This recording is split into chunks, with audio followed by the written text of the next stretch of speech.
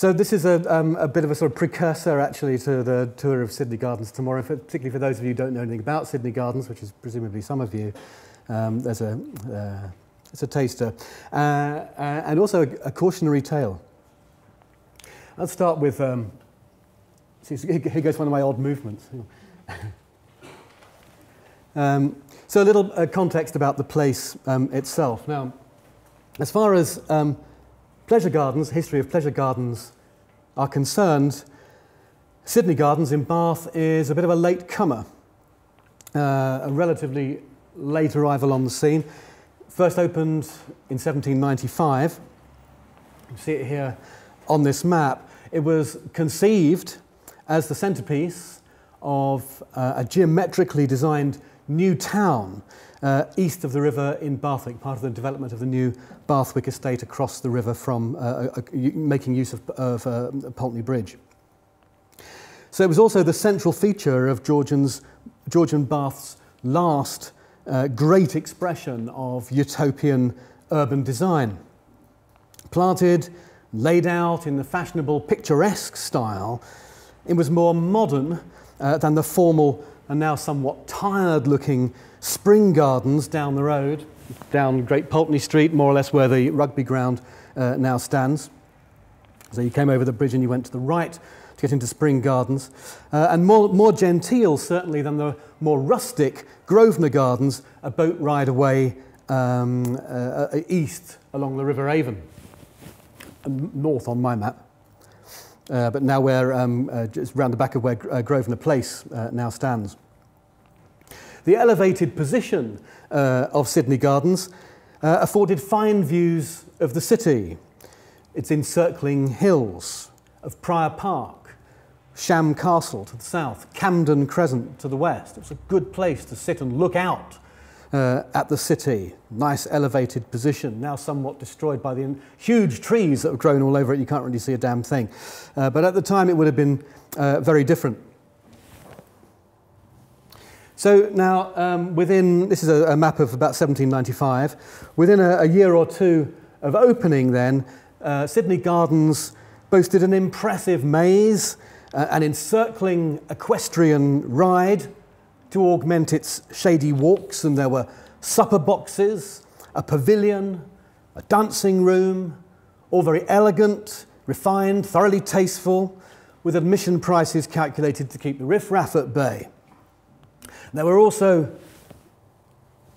plenty of swings. One particularly fantastic mechanical swing designed by John Joseph Merlin in the centre of the maze, which was touted as having medicinal properties. A good bit of swinging was always good for the system. But if the proprietor of the old Spring Gardens hoped that by adding a tea tent to his dilapidated old gardens, it would make it, I quote here, an agreeable resort for respectable tradesmen. That's cornering a different sort of a market, isn't it? If he thought that would help it survive the new competition from Sydney Gardens, he was mistaken. Spring Gardens closed its doors for the last time in 1799. But the period I want to talk about is sort of further on in the history of the gardens. Things are a bit different in the 1820s. Bath was clearly not the exclusive, fashionable pleasure palace it had once been. The town now faced competition, of course, as a pleasure palace from places like Leamington and Cheltenham as far as rival spas are concerned, but also, of course, by the 1820s from the new seaside resorts, Brighton in particular, which offered sea air and salt water in preference to mineral spa treatment. Many are of the opinion that its fashionable fame is declining, noted a visitor in 1827. Its parades are no longer what they were in the days of Sheridan.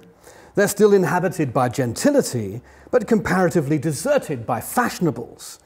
I suppose the late pecuniary embarrassments have ruined the dissipated and taught prudence to the lavish. Contemporary commentators certainly felt the city's image changing from a place of frivolous hedonism for the elite in the 18th century to one of genteel residence and more moral seriousness in the early 19th century. Visitor numbers overall were decreasing during the 1820s, and the visitor demographic seems to be changing to become more middle class, more familial in character. And this trend was not without its impact on places of entertainment like Sydney Gardens. Proprietors in the gardens were appointed on application to the garden trustees, but then they were left to themselves to make a comfortable living commensurate with the rent they were paying for the honour of being the proprietor. Attracting a regular supply of visitors for daylight promenades and public breakfasts on the one hand, and a handful of showpiece evening galas on the other, required a good degree of nous, an understanding of the changing audience. A growing number of working and middle-class families now had disposable income in their pockets, on the lookout for places in which to spend it.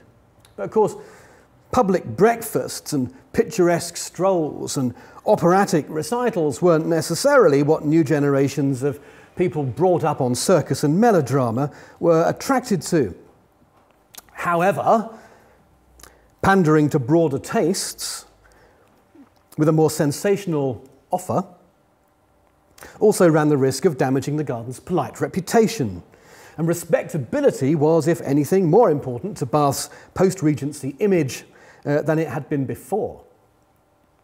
The required balancing act between politeness on the one hand and sensation on the other was not necessarily an easy one for proprietors of pleasure gardens to make. And you can see similar trends going on at London's Vauxhall, although change was never perhaps likely to become so controversial there as it might at Bath.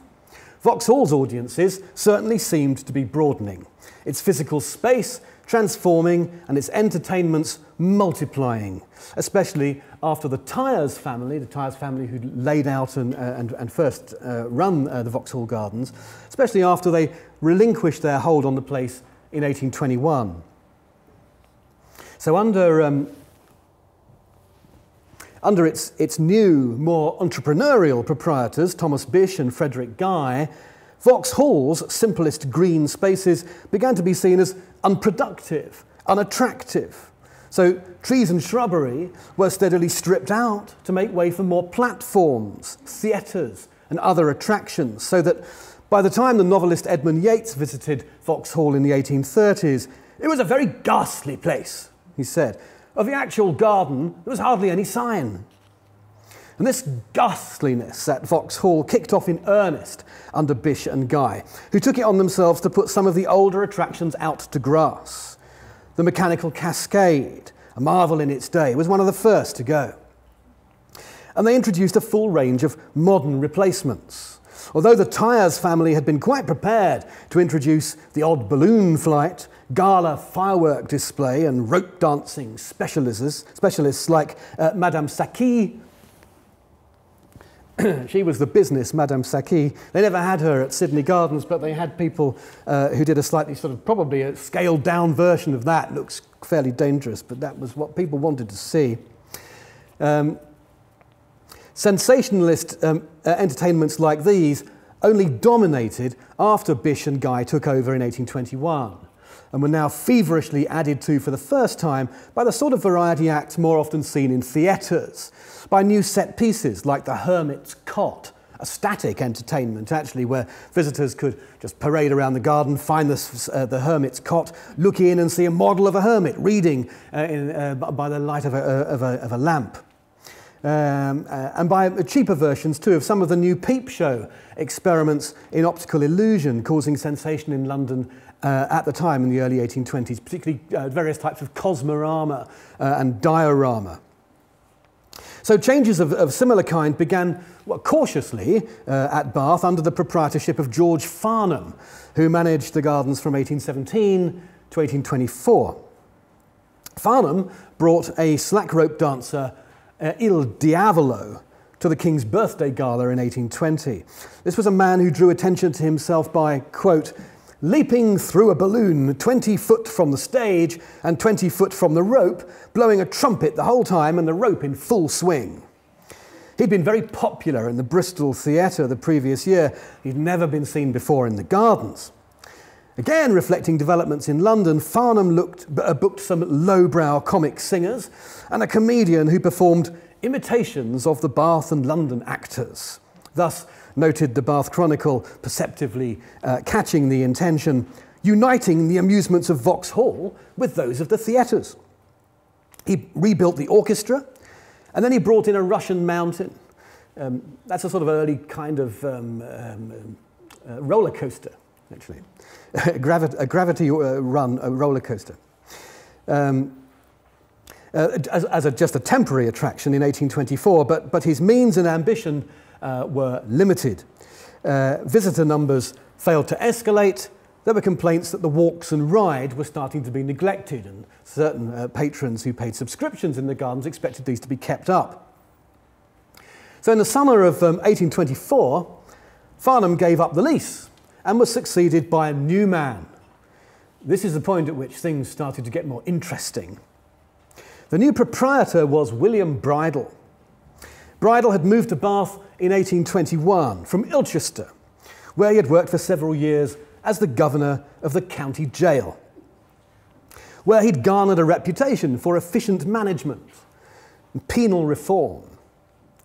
"Oh, hark, through these sounding walls your praises ring," wrote a local doggerel poet in 1819. He was surely matchless in goodness, bountiful to all, noble in heart and good in all your ways, inadequate my lines to speak your praise. Thousands of captives oft your hand has cheered. You are at once respected, loved, and feared. Well, who better to take hold of the reins in Sydney Gardens and modernise them and broaden their appeal while retaining their respectability and sense of good order? That's exactly what William Bridle set out to achieve. So, map of the gardens in 1830,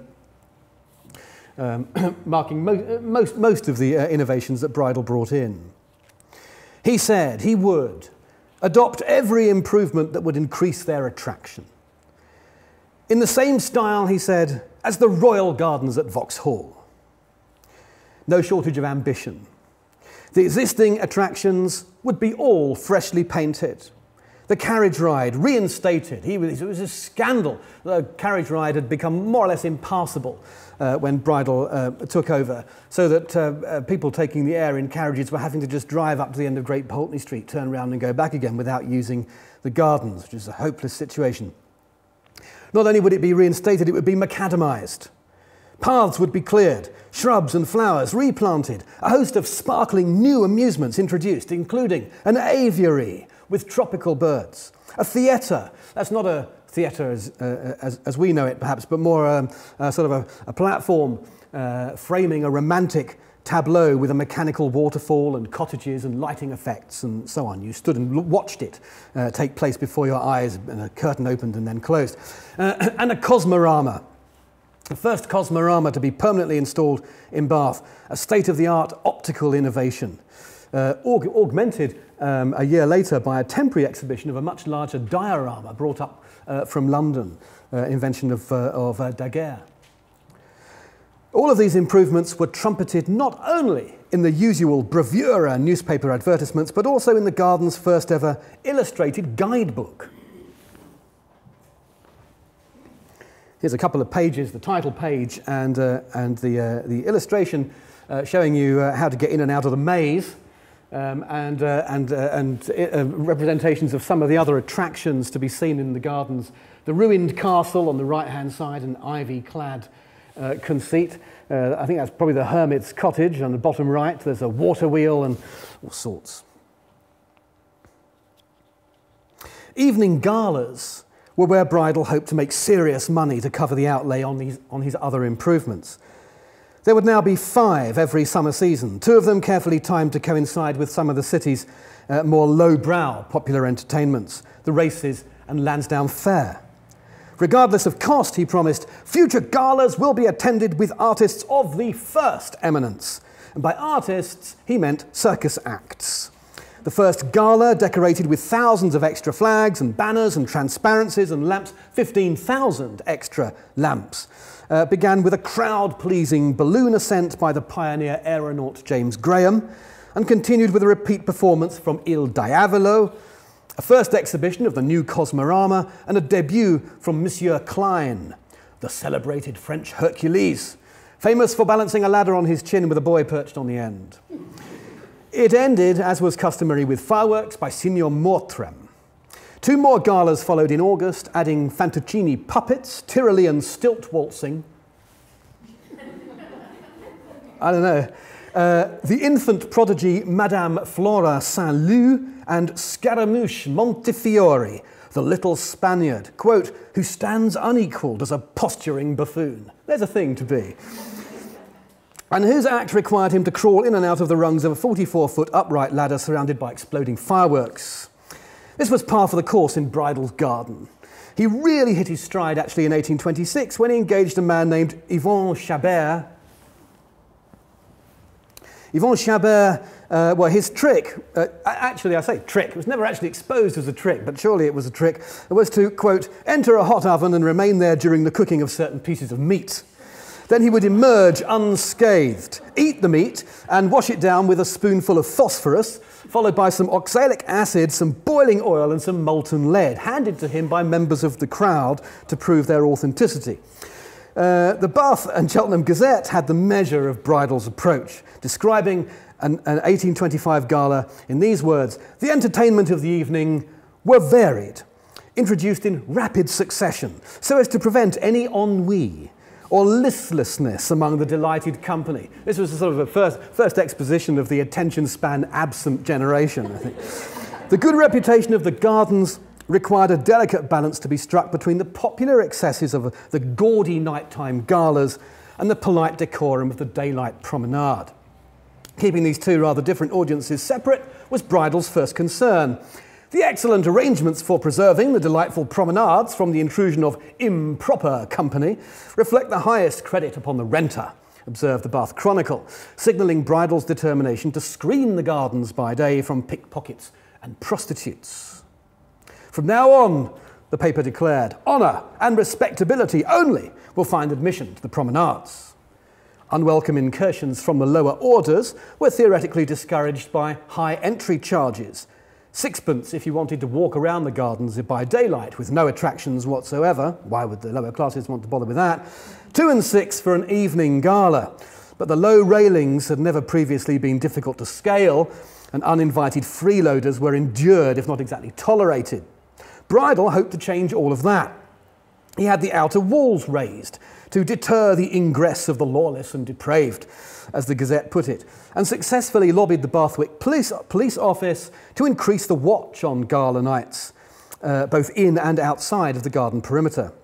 The lawless and depraved were never entirely deterred, but 1 or 2 constables became well known for their regular intermingling with gala crowds. Until the early hours of the morning. These places, on a gala night, you'd be there till 1 or 2 o'clock in the morning. And these policemen would take up a few pickpockets in the process. Certainly a sharp increase in prosecutions against even the pettiest of thieves can be seen during Bridal's tenure. 2 men caught with beer glasses concealed beneath their caps, for example, when it was discovered that several persons had broken into the gardens without paying the admission price. They were charged and sentenced to a week's solitary confinement at the Quarter Session in 1828. Bridal was certainly the first garden proprietor to make such a public show of intolerance towards improper company. Fed up with looking at Chabert, we'll go back to the guidebook. Respectability was assured here then. If not in the class and quality of the entertainment, then certainly in an improving emphasis on regular good order. Public opinion seems also to have favoured his energy and determination to shake things up, the scale of his ambition, investment, initiative, and entrepreneurial spirit. The social character of his immediate circle of support may be measured by the men who honoured him with a public dinner a few short months after his arrival. This was a large and happy gathering, but significantly, toasts were led not by the quality, but by many gentlemen of the first commercial consequence in this city. The city press, the Herald, the Gazette, the Chronicle led the chorus of praise, applauding Bridle's every initiative. One paper suddenly and inexplicably broke ranks with the consensus. This was the liberal-minded Bath Journal. Although its editor, John Keane, kept his peace when Bridle first arrived, this latest apotheosis, this public dinner, was apparently too much for him to bear. The Journal's intemperate assault deserves quoting in some detail, because it's quite good. "A dinner to celebrate the virtues of a discarded jailer," it railed. "Monstrous mummery. What? Is it because William Bridle has thought proper to become the proprietor of Sydney Gardens and thrust himself upon the public as the conductor of a place of public entertainment that we're to break down the barrier that distinguishes virtue from vice? To give up our sense of moral obligation, our feelings and our fixed convictions? If our public amusements are to be of real and lasting service to the city, let them be conducted by men of unimpeached reputation. Are we to be told that because William Bridle has added a few more lamps than usual to illumine the gardens and hired the Diavolo, we're to consider him raised to the rank of respectable individuals and cower in the senseless clamour of his pot companions? Let our citizens remember that if they desire their wives and daughters to enjoy the description of entertainment to be found at public gardens, much of their safety and tranquility depends on the character of the man who conducts them." Letters flowed into the paper as well. "I am quite convinced," began one, "if we wish for the prosperity of Bath, our public amusements must be conducted by those who are a credit to their country, not by those who've disgraced it."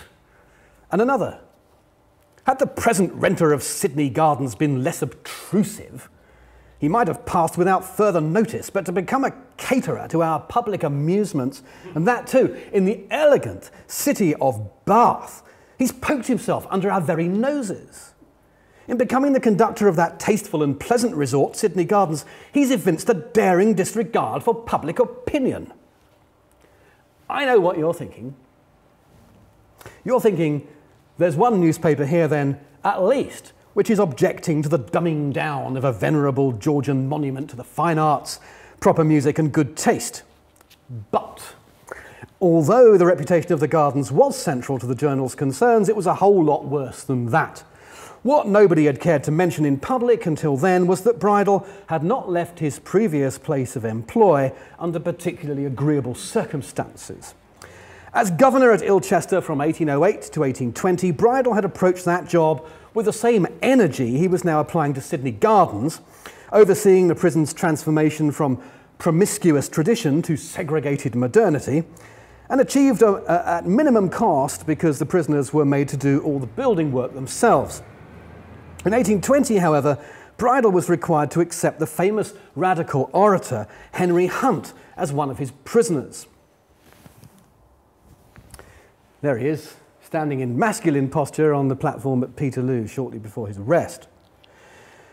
Hunt had been sentenced to 2.5 years' jail at York Assize after Peterloo in 1819 for unlawful assembly and inciting discontent.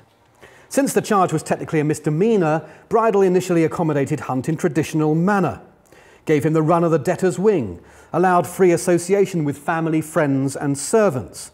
There was no enmity between them. In fact, according to Hunt, Bridle played a prominent role with him in getting up a loyal address to Queen Caroline in 1820, drawing a comment from the Tory Morning Post that the governor had lately caught the radical mania from his distinguished inmate.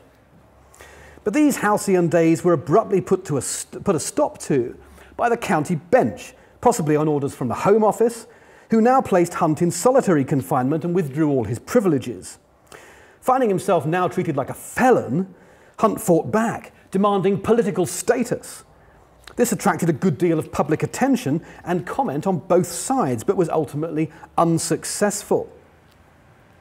In response, Hunt turned his ire upon Bridle as the governor of the Ilchester Bastille. The only portrait of Bridle we have from one of Hunt's publications. and accusing him, not without some evidence actually, of expropriating jail funds, maltreating and raping his fellow prisoners, encouraging gambling and drinking, and permitting unsanitary conditions throughout the jail. Hunt's legal team took affidavits from fellow prisoners and prison employees and managed to force a parliamentary inquiry into the abuses of Ilchester, as he kept referring to them. Now, few of these charges were eventually substantiated, despite the detail with which they were made. But the accusations were locally damaging, and the High Sheriff of Somerset removed the protesting Bridle from his job. Sensing at least a moral victory then, Hunt pursued him with a King's Bench prosecution at Wells, on a long list of charges of malpractice. Bridle was finally convicted of maltreating a prisoner called Thomas Gardner, narrowly escaped a prison sentence himself, but picked up a £50 fine. The case was widely publicised, most vigorously, of course, by Hunt himself, who produced 2 luridly detailed books about the case from his cell, of which this is one of the illustrations. Bridle blamed both Hunt and the county bench for his ignominious fall from grace, and expended a good deal of energy through, although in his own words, unvarnished and unlettered, on seeking redress, compensation and reinstatement. Newspapers took sides, of course, and in Bath it was the Journal which professed no love for Hunt, but ran a vigorous campaign against Bridle. The rest of the Bath press largely took Bridle's part. Smith, the proprietor of the Bath and Cheltenham Gazette, Bridle's pot companion and brother gambler, according to Hunt, finding rooms for him in Bath, and then providing him with the introductions he needed to apply as a proprietor at Sydney Gardens. For his part, Bridle used the Gazette to launch threats against the county bench. "The trodden viper will sing, my lords and gentlemen," he warned, and issued a writ against the Bath Journal over remarks it had made about him during the jail hearings. Hunt now announced himself as the Journal's friend. "It's the only independent, impartial newspaper in this county," he said. So, let's draw some threads together. The Bath Journal's outburst against William Bridle in 1824, we can now surmise, had as much to do with newspaper rivalry as it had to do with either Ilchester Jail or Sydney Gardens. But if William Bridle's own reputation and respectability, and by extension the pleasure gardens with which he had now become associated, was indeed a place for complex contestation, it was neither his controversial history or his vulgar modernising of garden entertainments that led finally to his downfall. Indeed, a year or so later, the entire press corps elected to back him and talk him up, particularly for the assumed long-term benefits to the city of a broad audience modernised garden. Rather, given his history and his unvarnished and unlettered credentials, Bridle's public acceptance in the gardens might very really be said to have depended upon his energetic conversion of them into something else. But Bridle's eye-catching, ennui-busting innovations were not cheap to run. As one observer noted at the outset of the new season, Mr. B must have incurred an immense expense in getting up so magnificent a gala as that intended to take place on Thursday night, and it will require a very numerous attendance to cover his extensive outlay, to say nothing of remuneration for his trouble and exertion. And with each passing year, what Bridle slowly learned was that the number of ticket sales for his annual galas could not be exponentially increased indefinitely at the same rate as the expensive new attractions with which he felt compelled to furnish them. To make matters worse, in 1829, the corporation increased the tax payable on the hotel and tap, that's the pub attached to it, from £160 to £250 annually. A big hike, pitching Bridle into yet another ill-tempered and counterproductive dispute at law, this time with the city licensing authorities, the sort of people you don't really want to get into a row with. He clung bitterly on until 1832, when, £4,000 in debt and harassed by creditors, he relinquished the lease and declared himself bankrupt. In a crowning irony then, 2 years later, Bridle found himself back at Ilchester jail. Not as the vindicated and restored governor, but as an incarcerated debtor. In 1838, he emerged from prison to run once again as a candidate for the governorship. No shortage of ambition, but was quickly blocked by the county bench. 1839 found him admitted to Bath Workhouse, where he stayed for at least a year, and sometime in the 1840s removed himself to London, where he relaunched his case against Hunt and the Somerset magistrates with a series of increasingly desperate and ill-tempered petitions to the Home Secretary. In 1843, now able to walk only with the aid of a stick, Bridle hobbled through the front door of the Home Office and smashed a fanlight with it. Asked by an examining magistrate why he had done such a stupid thing, he said it was to get himself arrested so that he'd have a roof over his head for the night. Bridle disappears from public record in 1847, when, appropriately enough, the Bath Journal took pity on his condition and opened a subscription for his relief. Among the instances of reverses of fortune, it declared, there may be some more remarkable, but very few deserving more our sympathy. Thanks.